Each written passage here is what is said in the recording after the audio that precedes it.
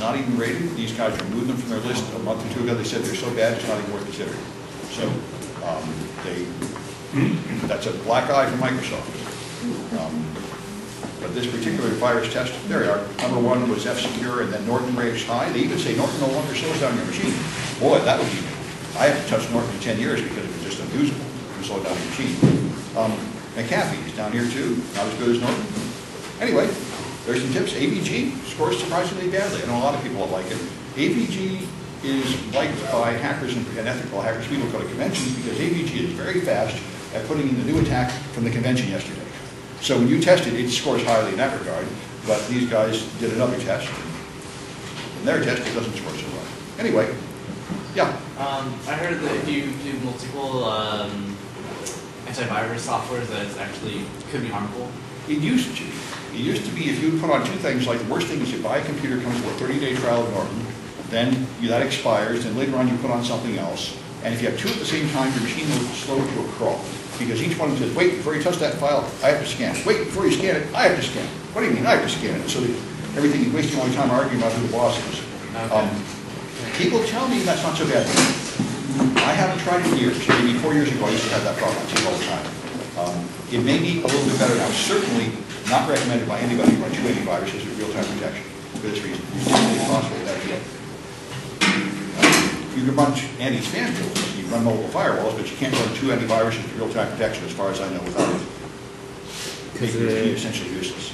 Because 2 antivirus software is like running 2 firewalls at the same time, and it could like collide with each other.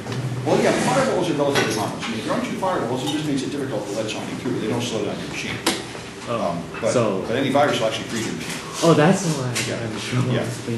Yeah. Because it has to update everything else. Well, there's that. It has to, the updates are irritating, but even the normal function will be impaired because every time you try to reach a file, one will try to scan it, and the other scanner will try to stop the first scanner from scanning.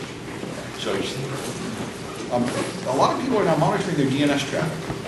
Every time you go to any website, if I go right here to rootshell.de, in order to get there, the first thing I had to do was send a DNS query asking what is the IP address of this alphabetical domain.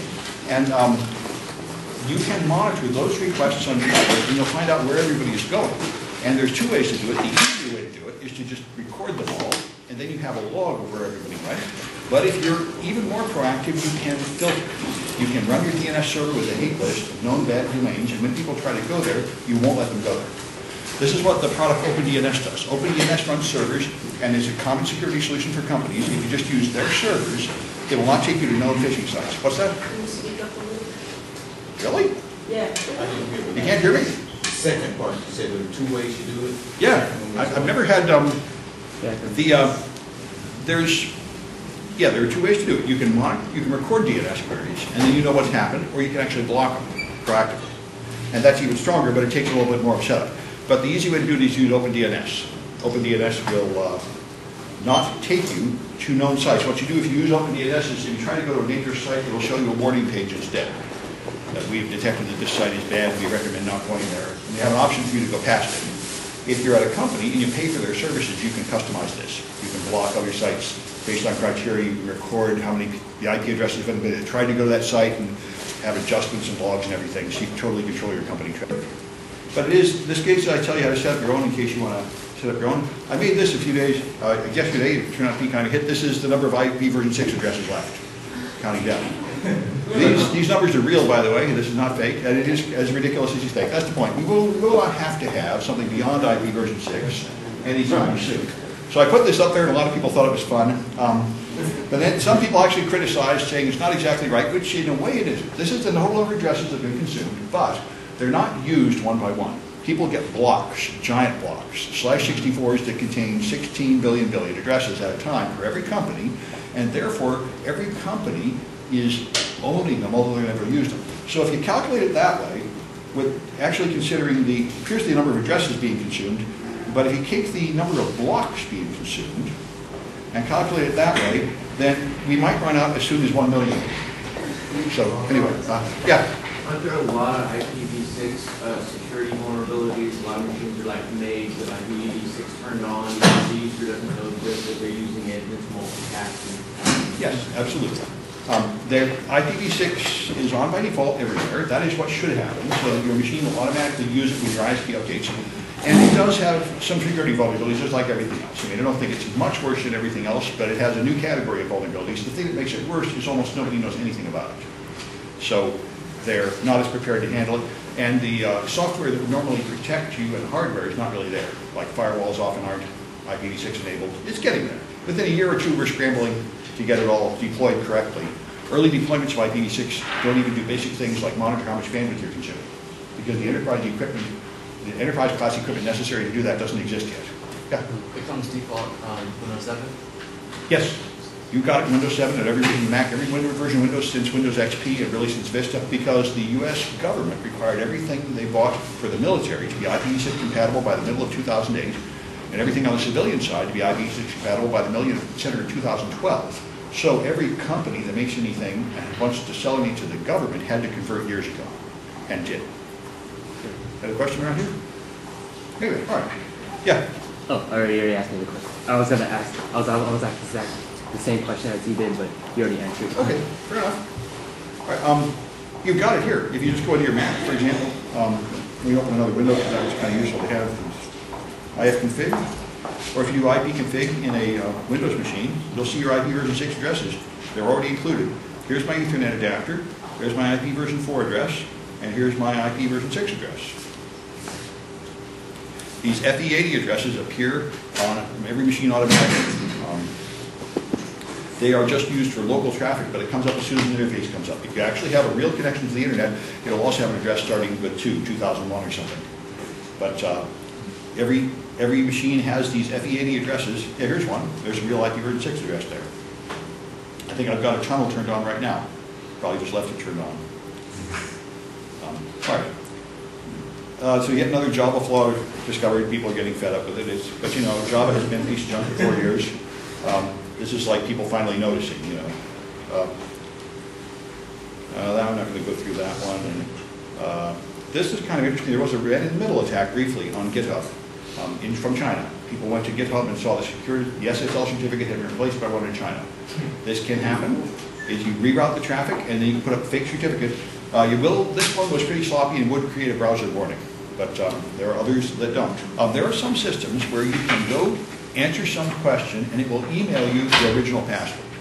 These are very insecure, not only because they send you your password by an insecure medium, because the email is not encrypted, but it should not be possible to recover your original password at all. You do not need to store passwords on a system at all. What you should do is hash them and store a hash. And then, when people log in, you take whatever they give you and hash it and see if the hash matches. That way there's no file on your server that anybody can steal that has the passwords just sitting in it. Now, in fact, unless you use an intelligent hash function, it provides almost no protection, and I've been going around to conferences giving talks about this, and as far as I can tell from my casual polling of my audience members, only about 1% of companies actually use hashes that do any good. The rest of them use stupid hashes like MD5 that are trivial to crack these days, but if it was 1995, those hashes were actually slowing down the attackers. But anyway, storing plain text passwords is a cardinal sin, because then there's a file people can steal and get them. And you should never, so the correct thing to do is what they say here. You'll have some kind of a system where you answer a question and it resets your password to something new and tells you that. That's okay. That's what so there's even some websites to shame companies that send you your old password. Anybody that sends you your old password back is doing a very insecure thing at their server. They should not be able to get that old password at all. All right, other questions out there? Thought I saw some hands up. All right. Yeah. The MD5 is crackable because of the password is small? No, it's crackable because it's fast to calculate. It was designed to calculate fast. So you have a file that's like 1 gigabyte, you can calculate the hash, and you don't have to wait all day. All the major hash functions are designed to calculate fast, and that means you can get a password, a list of 100 million passwords, and make a big dictionary really fast. So even if you had a big salt on the hash, is not... Yeah, salt doesn't help. All the salt does is mean you can't use one dictionary for everybody. You have to make a custom dictionary. But in the modern day, the GPUs are so fast that they can do it on the fly. So what you have to do is you have to use a password function that just deliberately wastes time. Like on the Mac. The Mac uses 5,000 repetitions of SHA-5 code. And that's what you do. You just do something just to waste time. And there's two functions to do that, decrypt and another one called EDF, or something like that, a series of letters, I can't remember. There's two of them, and they just do multiple reps for these hash functions. But you have to do something so complicated that it takes 50 milliseconds to calculate. And then it would take forever to make a big dictionary. That's the essential information. But almost nobody knows this, and almost nobody lives up to it.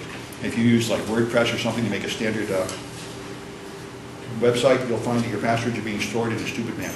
It's one of the many dirty little secrets. This means, if you log in this room, we have separate logins on every machine. All these machines automatically log in, but if you put a password on one machine, it's stored locally, and that's it. So if you put a password on the next machine, it's not connected in any way. So if I wanted to do something like, say it's a new semester and I want to cancel all the accounts from last semester and make new ones, I'd have to walk from machine to machine, changing it on every one. So if you get tired of that, which you do in a hurry, then you have a central point of administration, a main server that has all the passwords, and then you have to have a directory access protocol whereby people can type passwords in there and somehow they're sent up to the server for confirmation, and then comes something like a token telling you whether that person's authorized to use the network or not. So LDAP is what Microsoft domains use to move that data back and forth. It's a directory access, and it only becomes necessary because you have to move authentication information over the network to the central point of administration. And you must have a central point of administration very soon. Microsoft's recommendation is if you have more than 10 computers, you need a central server at this point, because otherwise, even if you think you're going to remember to put the patch on every machine and delete that password from every machine for the person you just fired and put on the new version of software, within a few months you will forget, and the machines will all be different, and you'll just have problems like crazy. Some guy won't be able to use the machine they should be able to use because you forgot to make the account there, and the password won't be the same everywhere, and you'll go out of your mind in a hurry. You'll really wish you just bought a bloody domain controller that had a central point to take care of all that. By the way, touches on another question I always get from students. People write their own logging systems and such, and they have some authentication system. They say, why don't I make the username the secret instead of the password? People often try to do this, and it's a bad idea because the protocols that you didn't write have a basic assumption, which is that the username doesn't matter and the password does, and it will do things like this. It'll not encrypt the username, but encrypt the password. So if you put the secret in the wrong place, it's very likely to be exposed somewhere along the line. And just by tradition, you're supposed to know which part is higher value, and that's the password. If you're going to do anything else, a lot of people like to play little tricks like this for security through obscurity. I've got various students that are doing this in their network. They just set up some strange thing that no one will think of, they figure. That's what they call it, security through obscurity. This is like hiding the key under the mat. There's an easy way in, but you think nobody knows.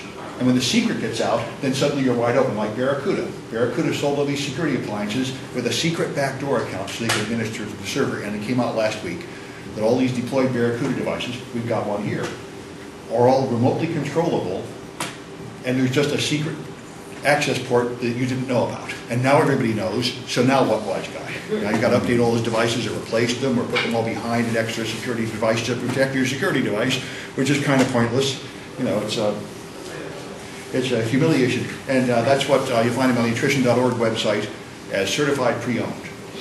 Devices that are sold by the manufacturer with a secret backdoor account. It happens a lot, and it's a very bad practice.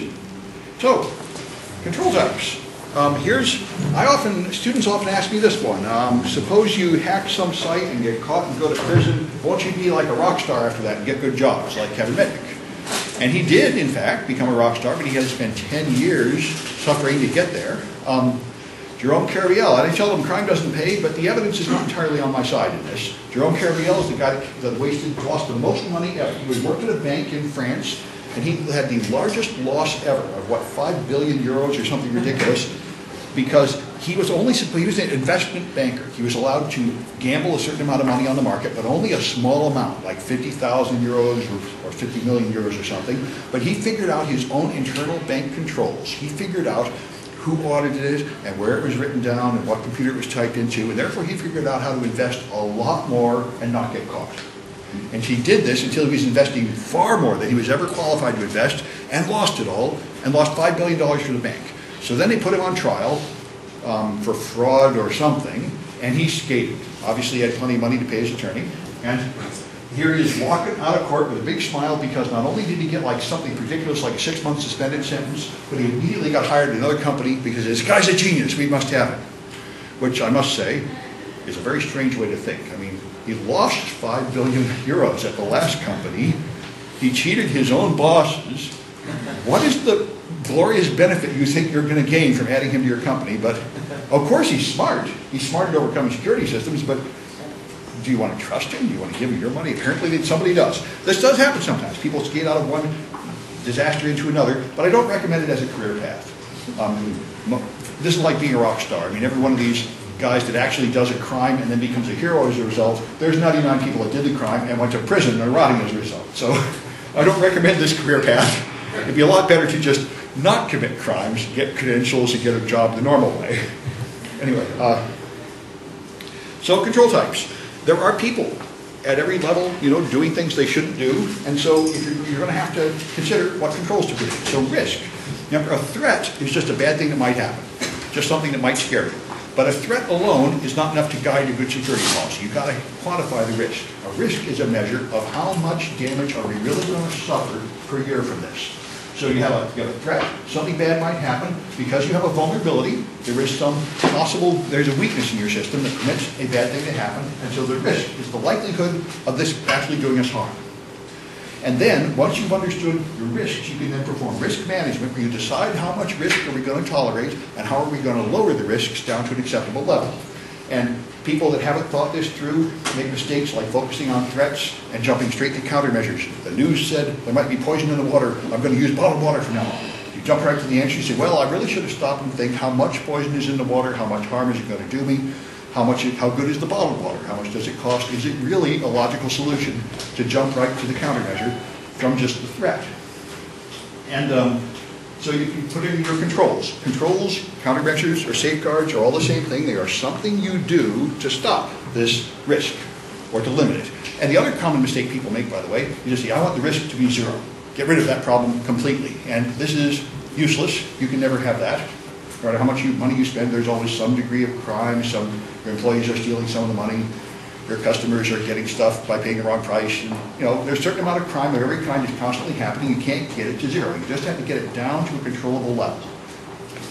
So, the types of controls. Technical controls are the kinds we think about most, at least I do, like firewalls and antivirus software, things that are machine-like, mechanical things that automatically block certain attacks. But there are other kinds of controls, and I always push technical controls. Like one thing that happens, sometimes students do bad things. One of the other labs, one of the students installed BitTorrent software and they started downloading a copy of Harry Potter movies. They got a DMCA takedown notice. And they said, all right, what are you going to do? And I immediately said, and several teachers said, okay, I think I know that guy who's in my class who looked kind of fishy. I think he's doing this. And I really don't recommend this trying to hunt down which student did it. I think this is not going to work. I think you're very likely going to finger the wrong person and punish the wrong person. And even if you do manage to expel that one student, I really don't think that fixes the problem. I'm much more for a technical control. I lowered everyone from administrator down to network configuration operators in that lab so they couldn't install the software. By the way, there are simple ways around that, but as I suspected, the people doing this didn't know them. So I put up a barrier, which was sufficient to stop the attack, but it was a technical control. And then we put on a layer 7 firewall of the network, which blocks the BitTorrent protocols, so even if you do install it, it won't run. That's even more effective. That's not simple to get past. So now we block BitTorrent on campus in an effective way with a technical measure, and now we don't have to attempt the witch hunt or try to figure out which student is the guilty one and punish them individually and prove that they should have known better and all that nonsense. Yeah? You can't just run it through port 80. No. No, what it does, we have a Palo Alto firewall, and it inspects deep packet inspection every packet. It notices what kind of traffic is in there. So it doesn't matter what port it's on, it'll actually spot it. It can spot Facebook and YouTube and everything. You have a whole panel. It identifies all the common things, and you can say whether you like them or not. Yeah. So log it too? Yeah. So then This is why the modern layer 7 firewalls have gotten really powerful. It also connects to your domain controller so you know who they are, and you can get a log of what this person has been doing all day, what that person has been doing, and say, you get a copy of the file they downloaded and look at it, They really aren't messing around. Modern layer 7 firewalls really have all the data about what people have been doing on your network, so you can answer questions like, there's a virus, where did it come from? Who downloaded that file? What email attachment was in? You can actually get all that. So everything that's done on this network is saved, and all someone has to do to access that information is to get compromised such network. Not our network, but their network, layer 7. Well, you have to get to that firewall. Yes, so the firewall itself has access to a lot of information, that's true. So it might be a high-value target to attack in some ways. That's a good point. That's why this happened to Google. Google put up a server. See, Google started getting law enforcement requests from people who wanted to know who'd been using Google Chat and Gmail and who they'd been talking to, and they got so many of them that it turned out to be an administrative burden for them to handle them, so they put up a special server that keeps call register logs, information about every Gmail and every chat session. And they just gave law enforcement a password to just take whatever they want. And China hacked in and installed that because they wanted the same information. So once you create a monitoring system, you have now created a new target. I consider this. One thing I wanted to do in the lab for practice, I wanted to set up a system in the lab, like a video camera and a network set up like this, we monitor everything that happened in the lab. And I thought of doing that and having students practice monitoring things. And then I realized somebody could do something bad, and I've created this disaster of having a record of it. And now there'll be people saying you have no right to tell someone, you have to tell someone. And I say, I think I'm probably better off not opening that can of worms. Anyway, it's a good question. So technical controls are things like that. Then there's management controls.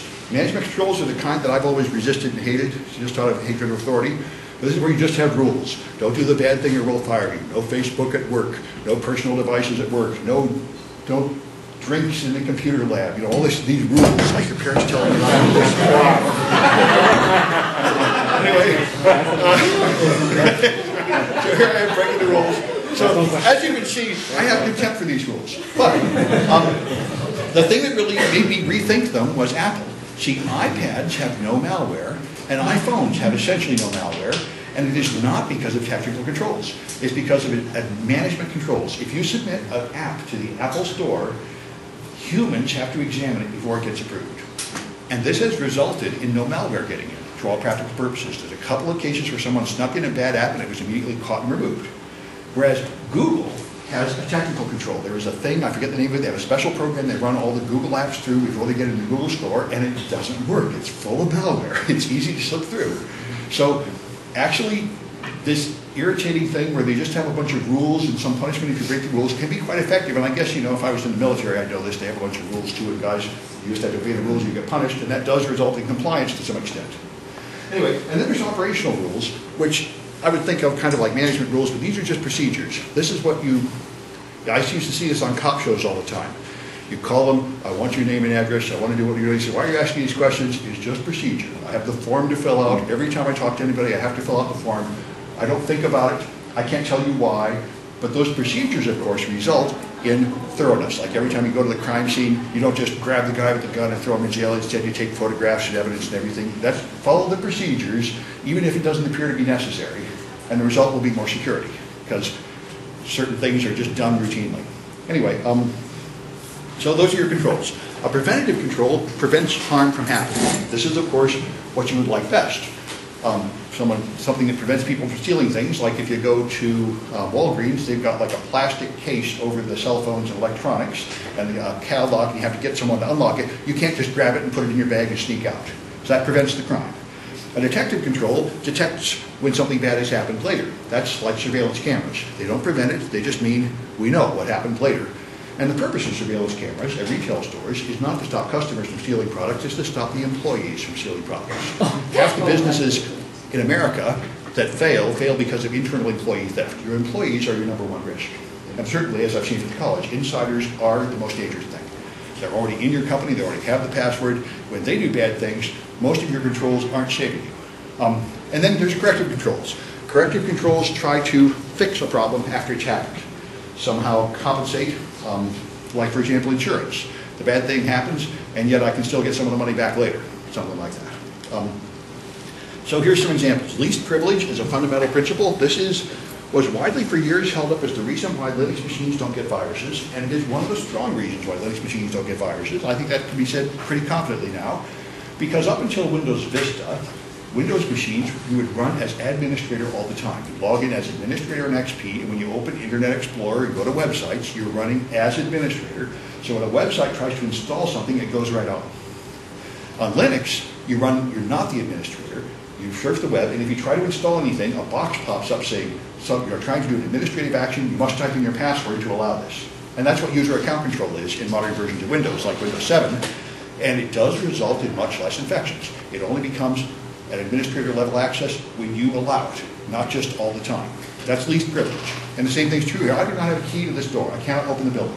I can open the room, but when the janitors leave and they lock up the door, I can't get back in. This is very annoying, But it's a decision made by the college that, teachers are not trustworthy enough to let us have keys to the main buildings at this college. I have enough permission to do my job, but not enough permission to do things that are outside my job. That's the goal. Antivirus is, of course, a technical control and hopefully a preventive one. It's supposed to notice the bad thing coming in and stop it before it infects you. It isn't perfect, but mostly it does that. IDSs monitor network. They monitor the network traffic itself for suspicious network traffic like denial of service attacks or port scans or even malware coming in an email.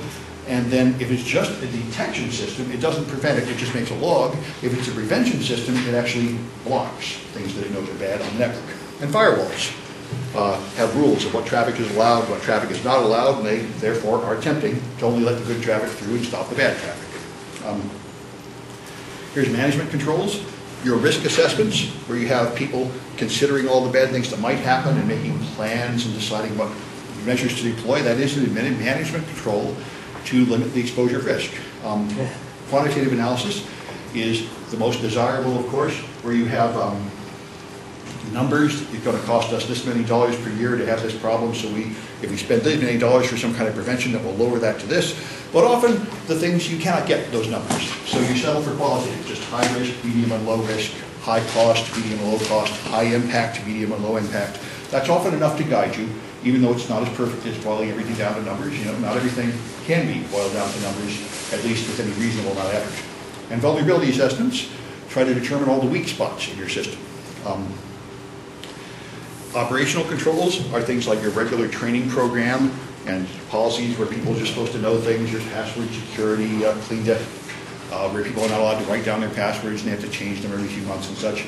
Clean desk policy means you can't leave anything on your desk. At the end of every day, everything has to be properly put away in a safe or in the file cabinets or something. That helps prevent papers getting lost and from people wandering past other people's desks and seeing things they shouldn't see.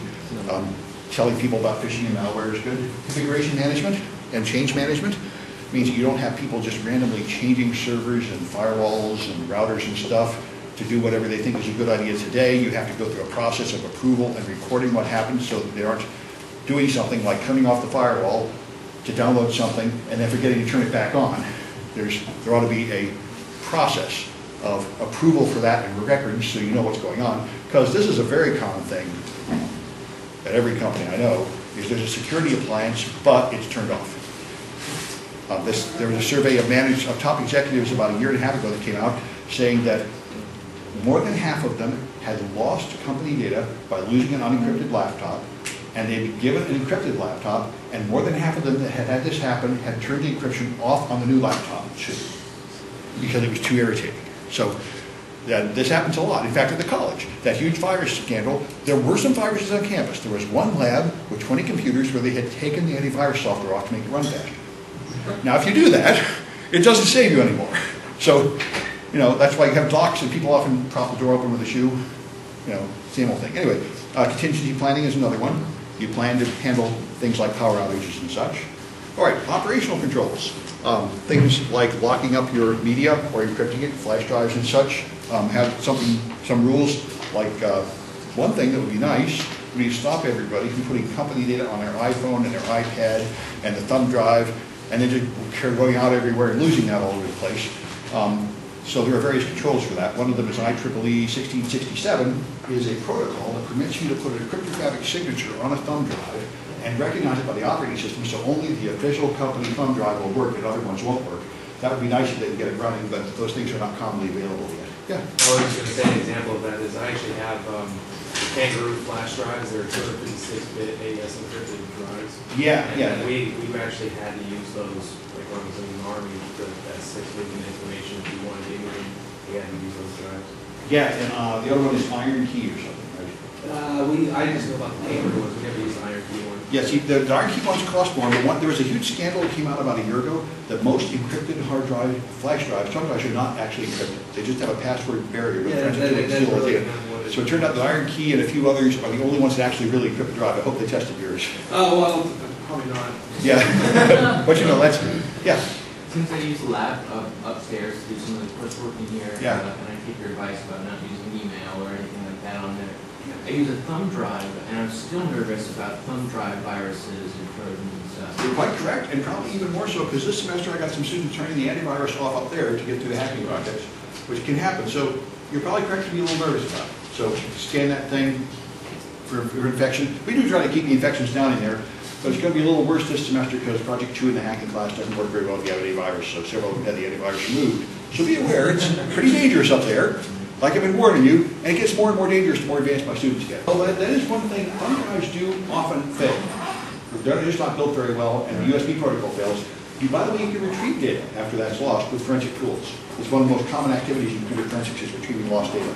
By the way, if you want to make money, just learn how to retrieve data from broken Mac drives. There are plenty of people who pay thousands of dollars to get their stuff back, lawyers and everybody else.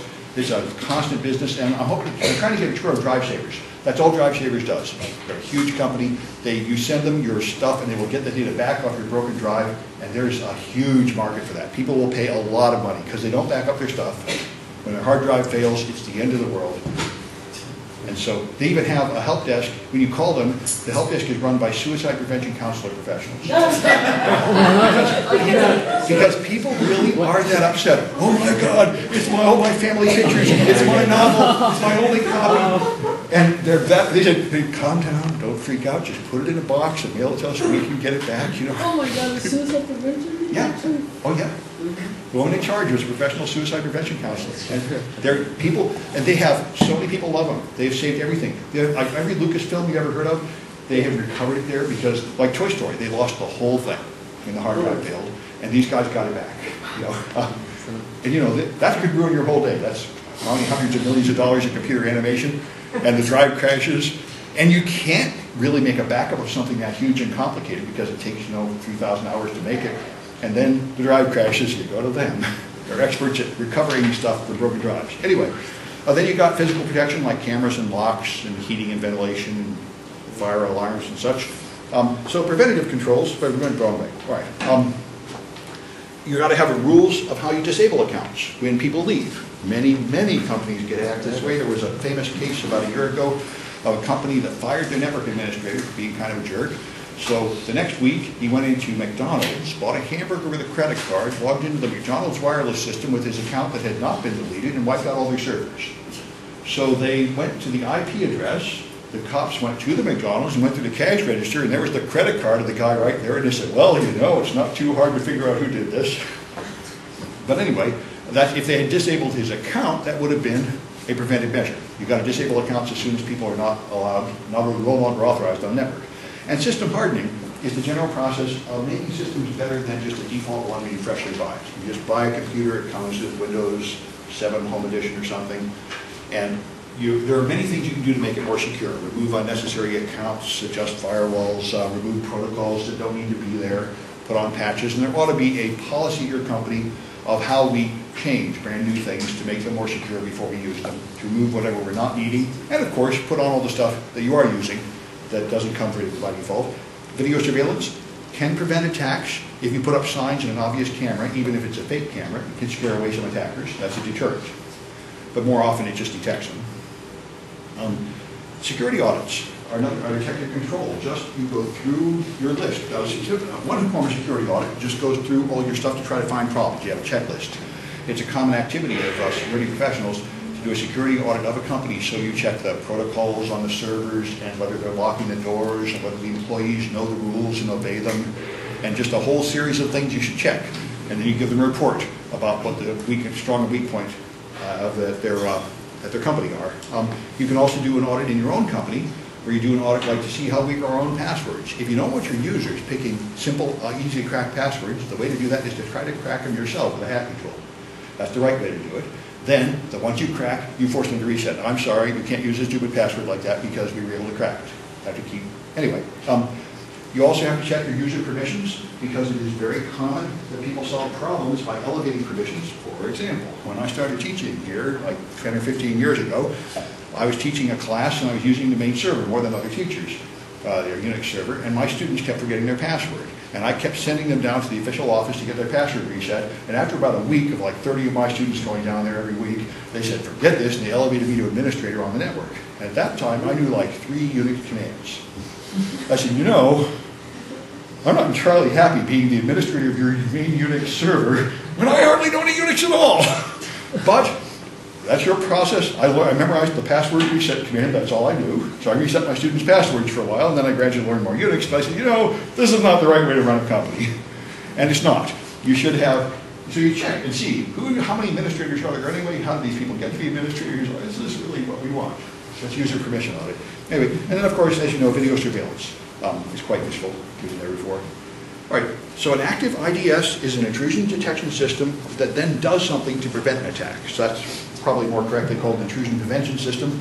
And your backups are a availability measure. So when something crashes and it's gone, your backup means you can more quickly get things back to normal.